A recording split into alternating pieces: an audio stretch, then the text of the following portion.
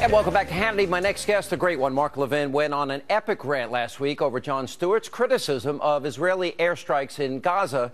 And last night, Stewart, well, kind of, sort of, finally had the courage to respond. He still was not brave enough to mention the great one by name. Take a look.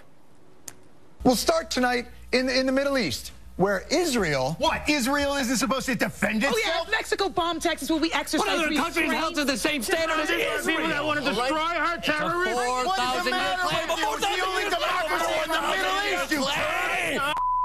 Self-hating Jew?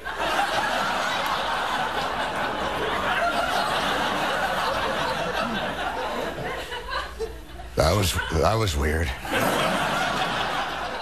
Here with reaction, the man himself, the great one, Mark Levin, nationally syndicated radio host. You know, look, I understand he's a comedian, but there's a part you really went off on him hard. Very few people in the media, Mark, are willing to do that. Why? First of all, that looked like MSNBC there for a minute. I'll tell you why. Because he's held up as this really smart guy. He's held up as a brilliant comedian. He's not a smart guy. He's got 10 writers. He's a clown. 10, he's got 30. In that particular segment, I don't watch him, but I watch this.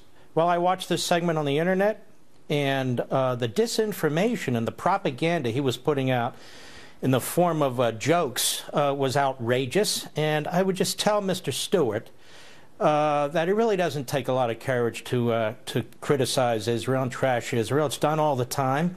It's done by Israel's quote-unquote neighbors. It's done in Europe right now, where Jewish stores and so forth are being burned down and there's riots. It's done in Boston and New York, where the police have had to come out and protect pro-Israeli rallies and so forth. So you're not really a tough guy. You're not really cutting edge.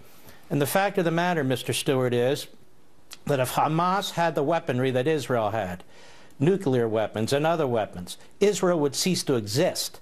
And if Israel wanted to take out whole communities in Gaza or the whole Gaza Strip, it could do so in about 30 minutes, and it doesn't. This is the only country I know of that has thousands of missiles rained in on it, missiles coming from Iran through Hezbollah to Hamas, a country that agrees to a ceasefire that was negotiated by Egypt and the Arab League and still has to tolerate these attacks. And even today, Sean, a missile came very close to Ben Gurion Airport. They shut down the airport now to international traffic. The United States did. So now Israel's isolated in that way. Can you imagine? The Gaza Strip is relatively distant from Ben Gurion Airport. The West Bank is very close. So what this demonstrates is Israel must never demilitarize or give up the West Bank, because it will lose all control over its security. So I thought Jon Stewart, I don't think he's funny. I don't think he's smart. How can he be? 10, 30 writers. But I thought this particular segment was really putrid. There is a serious side to all of this, and that is, I think the world is missing some moral clarity here. And by that I mean, you're right, anti-Semitism in Europe. Anti-Semitism is now, we're seeing signs of it here in the U.S., New York, Boston. We saw signs of it in Canada earlier today. And yet John Kerry and others are expecting Israel, when you have 1,600 rockets fired into Israeli cities, what do they expect them to do? I mean, what if one rocket were fired into one town or one city or one state here in the U.S.? I know what I'd expect our president to do: take out whoever was responsible. I don't understand why this is not a morally clear issue for everybody. Well, it is morally clear. That's why those who now pretend there's a moral equivalency or moral relativism are absolute fools and are to be ignored, are to be shamed. The fact of the matter is, Israel's not at war with Egypt because Egypt isn't shooting missiles into Israel. It's not at war with Jordan. Jordan's not shooting missiles into Israel. It's not at war with Saudi Arabia. Saudi Arabia's not shooting missiles into Israel. Israel waited and waited and waited, missile after missile after missile.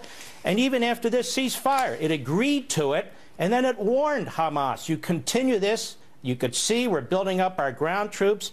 This is the only country I know that's not allowed to win.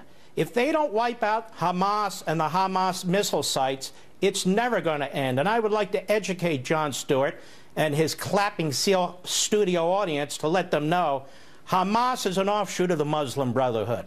Hamas also was part of the PLO. The PLO's history goes back to the Mufti, goes back to the Third Reich, the final solution. Read up, Ivy League boy. Try and figure out exactly what's going on before you cut your stupid jokes. Well, Hamas also has a charter, and in that charter it calls for the destruction of Israel. Let me pivot here and ask you about the president. He's out fundraising. He's out playing golf. He's got his big vacation plan, 180 rounds of golf. Meanwhile, you know, John Kerry is pressuring Israel not to defend itself. The president gives lip service to it, and then as it relates to Russia and the Ukraine, seems like the president's unwilling to really take a strong stand, knowing that, in fact, those Buk missiles came from Russia. Those technicians also came from Russia that fired at that commercial jetliner. Look, everybody knows, particularly our enemies and allies abroad, what a weak president this is. This president can't seem to concentrate on his responsibilities. He thinks giving a speech is actually do something. He thinks a few here and there punishment of some business or something will do something, while he is hollowing out the United States military, while our southern border is wide open to friend and foe alike.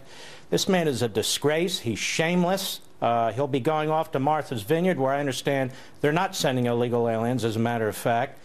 Of course Putin is going to take advantage of Obama. He sees Obama as weak. He sees him as a Neville Chamberlain type. So do I. On the other hand, Putin is a fascist. He's an old KGB thug. He is interested in expanding Russia's power, and he's doing it. And he's not alone. Our enemies in the Middle East, you see the caliphate forming there. You see Red China taking over more and more of the South Sea, where the Philippines, Japan, and even Vietnam are asking us for help.